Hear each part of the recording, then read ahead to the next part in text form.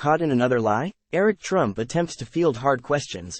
Donald Trump Jr. tells courtroom artist to make him look sexy. As brothers take stand in New York fraud case, the two older sons of Donald J. Trump have finally taken the stand as part of one of the embattled former president's keenly awaited trials, and while both demonstrated somewhat different approaches to this case, their shared strategy seems to be deny. To clarify, in addition to the 4 state and federal criminal indictments of Trump, this case is connected to civil fraud allegations in the state of New York against Trump, 2 of his children, and the Trump Organization. A judge determined before the trial that the Trumps are liable for the fraud.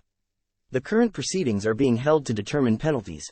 The Trump family is testifying in a case New York Attorney General Letitia James brought forward in a lawsuit last year accusing them of inflating the value of several of Trump's assets and properties to bolster his business needs.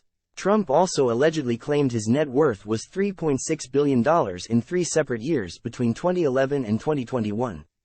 James's suit claims that assets like skyscrapers, golf courses, and his Mar-a-Lago estate in Florida were routinely overvalued in fraudulent financial statements.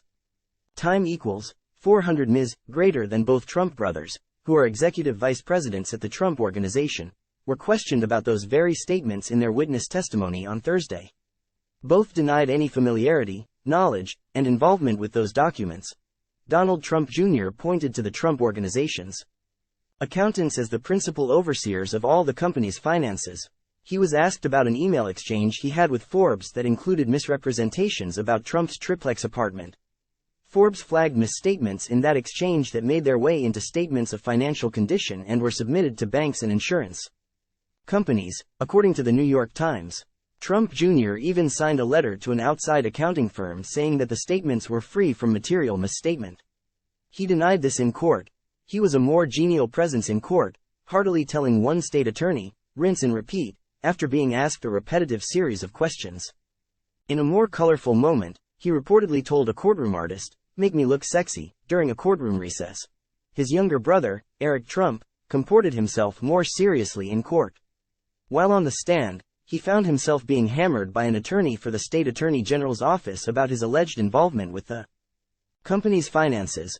The prosecution didn't let up on one line of questioning about a 2013 email a Trump Organization employee sent to Eric Trump that revealed his knowledge of the counterfeit statements at the center of this case. "We're a major organization, a massive real estate organization. Yes, I'm fairly sure I understand that we have financial statements." "Absolutely," Trump told attorney Andrew Amer. He later added, "I had no involvement and never worked on my father's statement of financial condition," even when Amer continued to press him on his knowledge of these statements and others. He kept denying direct involvement with their preparation. He said that he only provided financial information when he was requested to by company employees, but claimed he didn't know the details he sent contributed to his father's annual statements.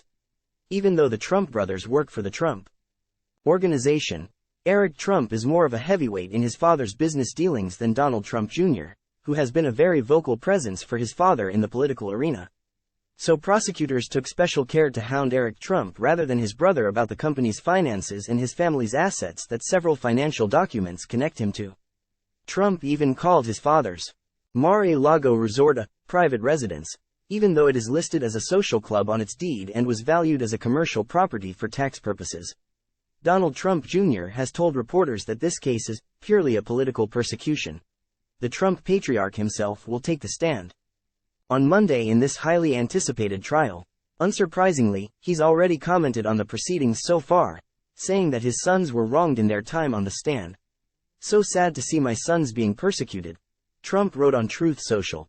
The state seeks $250 million in financial penalties, plus strict limitations on the Trump Organization and its executives conducting any business in New York. Never miss a story. Sign up for Atlanta Black Star's free daily newsletters to stay up to date on the latest developments, from top news headlines to celebrity news.